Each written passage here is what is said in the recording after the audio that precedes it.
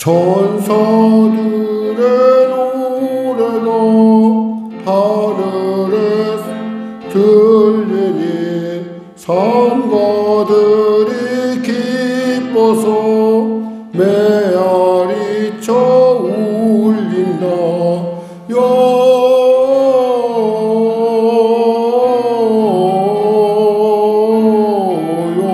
영광을 높이 계신 주께 영광을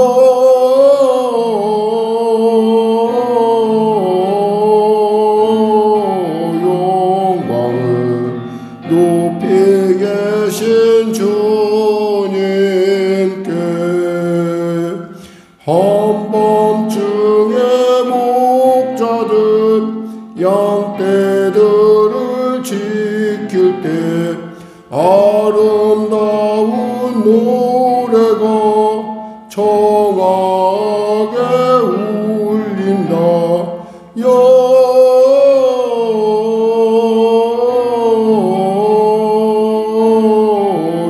영광을 높이 계신 주께 영광을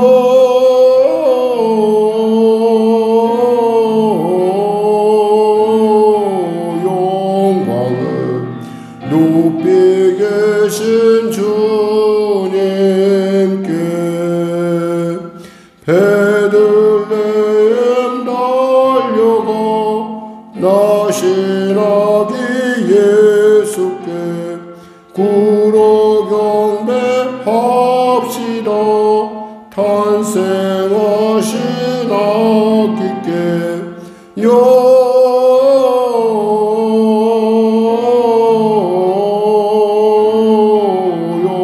영광을 높이 계신 주께 영광을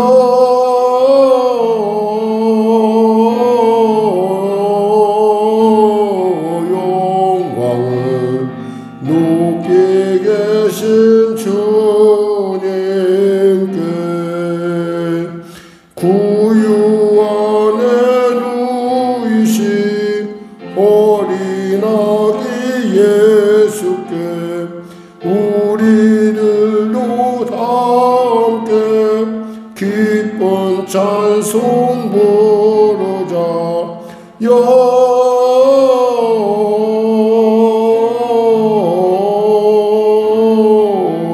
영광을 높이 계신 주께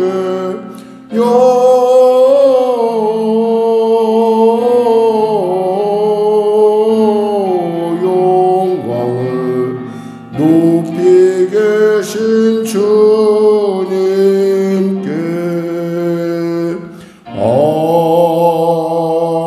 아멘. 기도하겠습니다. 하나님 아버지 감사합니다. 오늘도 하나님께서 사랑하셔서 이 아침에 우리를 불러주시고 또 말씀하시고 기도하게 하시고 찬양하게 하심을 감사합니다. 오직 주님께 영광이요 오직 주님께 찬양이 된 삶, 그 온전한 삶을 위하여 오늘도 나아가는 사랑하는 성도들 한 사람 한 사람 주님 부르시고 만나주시고 성령으로 새롭게 하셔서 하나님의 살아계심의 놀라운 능력의 축복의 통로로 거듭나는 다시 회복되는 그리고 지경을 확정하는 은혜의 시간 될 수 있도록 축복하여 주시옵소서. 병든 자 있습니까? 치료하소서. 문제가 있는 자 있습니까? 해결하여 주시고 눌린 자 자유케 하시고 하나님의 그 길을 잃었던 자 길을 발견하는 복된 시간 되게 하여 주시옵소서. 나라와 민족을 불쌍히 여기시고 불쌍히 여기시고 불쌍히 여기시사 복음통일 평화 통일케 하여 주시고 주변국으로부터 이 나라 지키심으로 말미암아 아버지 위기가 변하여 복이 되는 은혜가 임하게 하여 주시옵소서. 대통령을 비롯한 위정자들이 예수 안에 구원받게 하여 주시고 주님이시는 지혜로 이 난국을 합력하여 선을 이루어가는 복된 과정으로 만들어내는 놀라운 믿음의 결단이 삶의 결단이 있게 하여 주시옵소서. 마문 대절에 참여하지 못한 성도들 역시도 또 영상으로 예배드린 사랑하는 성도의 삶 가운데도 주님의 놀라운 살아계심의 증거가 나타나게 하여 주시옵소서.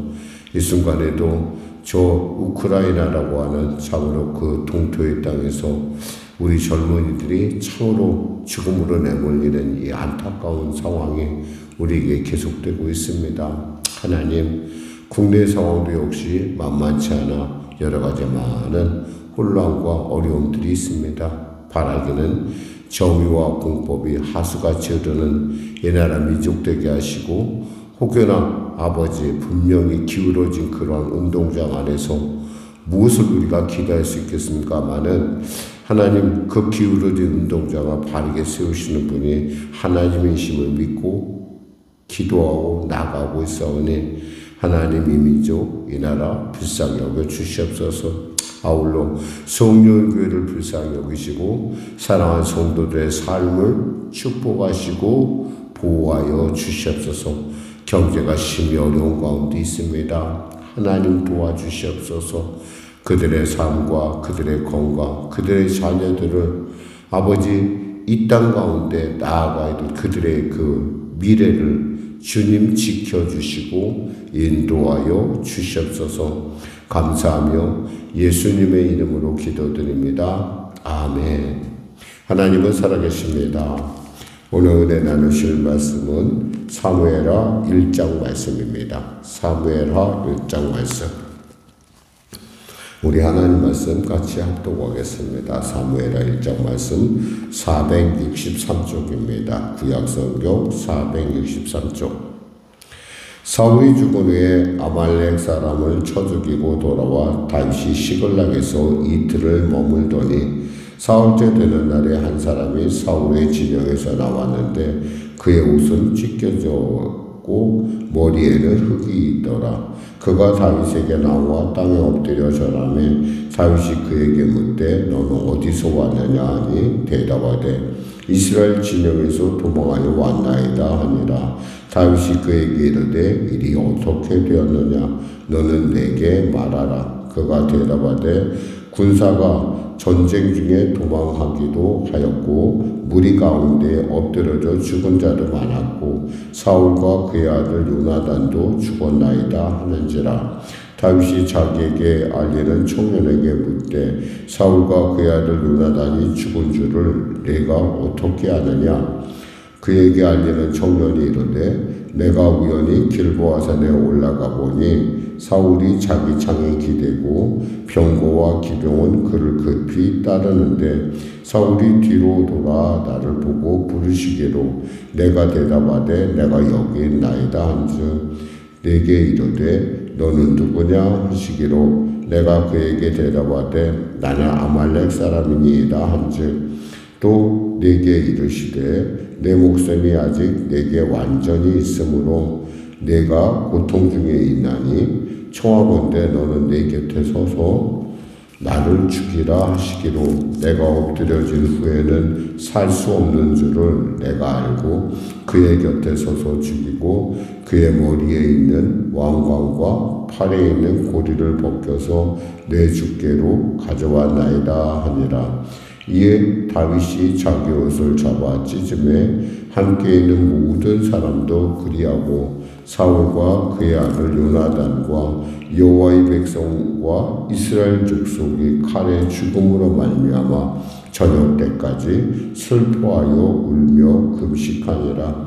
다윗이 그 소식을 전한 청년에게 묻되 너는 어느 사람이냐 대답하되 나는 아말렉 사람 곧 외국인의 아들이니이다 하니 다윗이 그에게 이르되 내가 어찌하여 손을 들어 여호와의 기름 부음 받은 자 죽이기를 두려워하지 아니하였느냐 하고 다윗이 청년 중 한 사람을 불러 이르되 가까이 가서 그를 죽이라 하매 그가 치매 곧 죽으니라. 다윗이 그에게 이르기를 내 피가 내 머리로 돌아갈지어다. 내 입이 내게 대하여 증언하기를 내가 여호와의 기름 부음 받은 자를 죽였노라 하미니라 하였더라.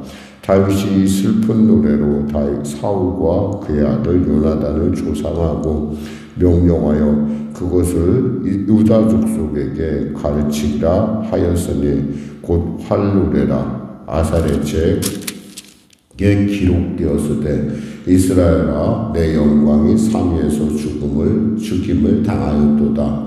오라 두 용사가 엎드려졌도다.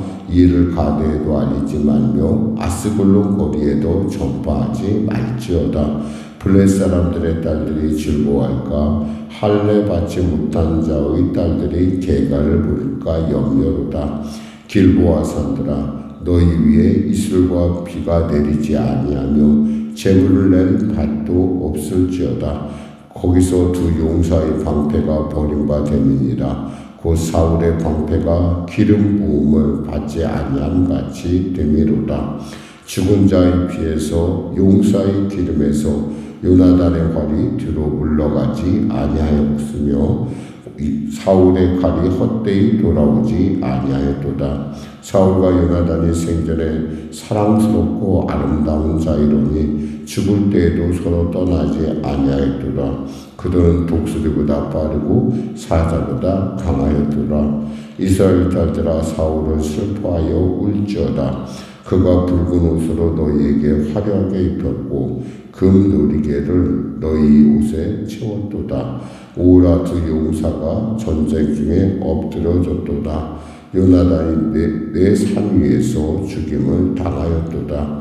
내 형 요나단이 내가 그대를 애통함은 그대는 내게 심히 아름다움이라. 그대가 나를 사랑함이 기하여 여인의 사랑보다 더하도다. 오호라 두 용사가 엎드려졌으며 싸우는 무기가 망하였도다 하였도다. 아멘. 하나님의 관심은 이제 사울에게서 이제 다윗으로 옮기는 것을 확실히 보게 됩니다. 우리는 이 사건을 통해서 우리가 살펴볼 수 있는 것은 우리가 삶에 있어서의 분별이 반드시 필요하다는 겁니다. 사실 여기서 이 아말렉 청년은 굳이 다윗에게, 지금 다윗의 형편이 어떻습니까? 사울을 피하여 블레셋에 망명가 있잖아요. 남의 나라 땅에 있는 사람한테 찾아가서 그를 굳이 사울이 죽었고 요나단이 죽었고 이런 일들을 굳이 꼭 전해야 했을까? 어떤 면에서 따지면은 한편으로 굉장히 궁금한 장본인은 바로 다음의 왕이 될 다윗이 맞긴 맞아요. 근데 그 사실을 잘 알고 있다라는 거예요. 그러니까 여러분, 내가 원했던, 내가 꿈꾸던 그런 일들이 내게 임한다고 그래서 그것이 내게 지금 당장에 그것이 마치 내게 응답이냐, 그냥 받아들일 것이 아니라 거기까지 벌어지게 과정을 잠시 멈춰서 생각해 볼 줄 알아야 된다는 거죠. 그냥 그런 대로 그래 잘 죽었어 그랬어 이렇게 할 것이 아니라 이런 일을 굳이 이런 일을 우리에게 일어날 때 우리는 그냥 그러냐 참 좋네라고 할 것이 아니라 그 의미를 어떤 그런 의미를 알려주신 하나님 앞에서의 말씀 앞에서 나의 모습이 어떠한가를 내가 분명하게 알지 못하면은 참으로 이 사건은 참으로 그러니까 세상 방식으로 흘러가게 참 좋다라는 거예요. 사실 우리에게도 여러 가지 많은 어떤 소원들이 있죠. 그 소원 중에는 우리의 문제가 완벽하게 해결되는 아주 결정적인 소원도 있을 것입니다. 이 중요한 것은 그 결정적인 소원의 소식이 내게 이루어졌다 하더라도 그것을 해석하는 것이 하나님의 방법으로 해석하냐 아니면 사람의 방법으로 해석하냐에 따라서 그 결과는 완전히 달라진다는 거예요. 그 중심이 바뀐다는 거죠. 마찬가지입니다. 사실 굳이 이 망명가 있는 다윗에게 찾아가서 이렇게 자기를 꾸미고 그 어떤 왕관을 빼고 팔걸이를 빼서 이런 증거물로 가져왔다는 것 자체가 사실 어떤 면에서 생각하면은 다윗에게는 이제 망명 생활 끝이구나라고 하는 그런 기쁜 정황을 그에게 상황을 알려주기도 하지만 한편으로는 이 사람의 저희가 뭔가 수상하다라는 거예요. 그래서 자기가 말을 합니다. 원래 우리는 31장에서 요나단이 다윗의 죽음에 대해서 성경은 분명하게 말하고 있는데 전혀 이렇게 이야기하죠. 뭐라고 얘기하냐면 자기가 길보아 산에 올랐는데 보니까 6절에 보니까 그에게 알리는 청년이 이르되 내가 우연히 길보아 산에 올라가 보니 우연히 올라갔다는 거 우연히 의도해서 올라간 것이 아니라는 거죠. 우연히 올라갔더니 사울이 자기 창에 기대고 병과 기병 그에게 급히 따르는데 사울이 뒤로 돌아 나를 보고 부르시기로 내가 대답하되 내가 여기 있나이다 한즉 무슨 얘기예요? 사울이 뒤를 보았는데 우연히 가서 보니까 사울이 자기를 죽여달라고 한 거예요. 전혀 이게 실제 사건하고 전혀 다른 얘기를 한 거죠. 이게 뭐예요? 이 안에 허풍이 들어있다는 거예요. 가짜가 들어있다는 거죠. 그러니까 다윗은 이것을 감지하고 있었다는 거예요. 여러분 우리가 있잖아요. 이 인생을 살아가면서 정말 우리가 가져야 될 특히 신앙을 가진 우리가 가져야 될 생각이 뭐냐면 구분할 줄 알아야 되니까 분별의 은혜가 임해야 된다는 거죠. 지혜가 있는 사람은 분별합니다. 그러니까 지혜가 없으면 분별을 하지 못해요. 분별 못하면은 정말 좋은 일인데도 불구하고 그 좋은 일 안에서 세상의 방법 사람처럼 따라가고 싶다는 거죠. 사실 이 아말렉 청년은 무슨 생각을 한 거예요? 내가 당신 원수를 죽였으니까 당신은 나한테 포상을 해야 돼. 굳이 내가 여기까지 왔잖아 라고 지금 이야기하는 거예요. 근데 다윗은 어떻게 처리합니까? 이것을 하나님의 말씀에 의거해서 처리를 합니다. 하나님의 기름 부음 받은 자. 사실 다윗은 사울 죽일 기회가 2번이나 있었어요. 굴에서 한 번 있었고 그 다음은 바로 또 우리가 잘 아는 바로 사울과의 마지막 대치 상황에서 그를 죽일 수가 있었는데 사울이 다윗이 죽이지 않았어요. 이유는 하나예요. 하나님의 기름 부음 받은 자는 하나님이 결정해야 된다는 걸 알고 있기 때문에 그래요. 내 손으로 굳이 하나님의 기름 부음 받은 자를 내가 어떻게 할 수 없다. 나는 심판자가 아니라 나는 하나님의 종이라는 분명하고 확실한 그리고 그 사실을 지위에 있는 자기의 모든 부하에게 말려서 죽음을 막았단 말이에요. 그런데 지금 자기 스스로 얘기하고 있잖아요. 하나님의 기름 부은 자. 그래서 다윗이 이렇게 얘기하죠. 14절에 다윗이 그에게 이르되 내가 어찌하여 손을 들어 여호와의 기름 부음 받은 자 죽이기를 두려워하지 아니하였느냐. 하나님의 말씀에 의거하여 이 문제를 해결하는 걸 볼 수 있습니다. 여기서 사실 우리가 알 수 있는 것은 분명히 스스로가 좋아하는 일일 수도 있는데 다윗은 여기서 자신의 어떤 앞으로의 그 미래에 있어서의 그 하나님의 말씀 앞에서 온전한 결국 하나님과 함께하는 사람으로서의 자기 자신의 처신을 분명하게 합니다. 그리하여 활의 노래라고 하는 이 노래를 하나님이 요나단과 사울을 위하여 조가를 부르게 되죠. 그러면서 여기서 우리가 또 기억해야 될 것은 여기서 18절에 보면 명령하여 그것을 유다 족속에게 가르치라 그랬어요. 유다 족속에게. 왜 굳이 유다 족속에게 가르치라 했을까? 혹이 그동안에 사울과 다윗의 관계를 알고 있었던 유다 족속이 어떤 지파예요? 12지파 중에 가장 강성한 지파잖아요. 그 지파들이 이제 사울이 죽었다고 해서 이 다윗에게 혹여나 무모한 행동을 할까봐 어떤 정권을 잡거나 어떤 중심축이 변하기 시작하면 거기에 나타나는 참으로 이 참 과도한 전혀 자연스럽지 못한 행동들이 나타날 수가 있거든요. 이런 거에 대해서 정치적으로 아주 하나님의 말씀에 의해서 나아가며 이것을 해석하는 걸 볼 수 있어요. 이를 보면서 참 다윗은 지혜로운 사람이다라는 걸 생각해 봅니다. 결국 하나님의 관심은 어디 있어요? 죽은 사울에게 있는 것이 하나님의 관심, 초점은 지금 다윗에게 가고 있다라는 거예요. 우리가 어떤 일을 진행할 때 정말 기억해야 될 것은 분별력이 있어야 되고 그 분별력의 기준이 뭐냐는 거예요. 하나님의 백성으로서의 그 말씀 속에서 벗어나는 일이라면 우리는 단호하게 그것을 우리가 걸러낼 줄 알아야 되고 그 말씀 속에서 우리가 나아갈 때 하나님은 우리의 삶을 통하여 하나님의 놀랍고 위대한 뜻을 이루어가는 분이신 것을 우리는 알 수 있습니다. 기도하겠습니다. 하나님 아버지 감사합니다. 말씀을 전했습니다. 오늘도 주님께서 귀한 이 말씀을 통하여 우리에게 있어서 성공의 그 이유와 그리고 성공 이후에 일어나는 모든 일의 기준이 무엇인지를 알게 하심을 감사합니다. 사실 우리가 인생의 위기가 있을 때 우리는 크게 실수하지 않습니다.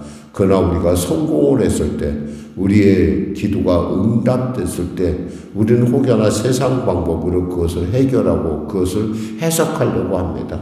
하나님, 그럴 때라도 우리가 늘 주님의 말씀에 의거하여 주님의 말씀에 따라 그 말씀대로 아버지 행하는 우리가 될 수 있도록 은혜 베풀어 주시옵소서. 감사하며 예수님의 이름으로 기도드립니다. 아멘. 우리 말씀 생각하고 찬양하고 기도하겠습니다. 찬송가 300장입니다.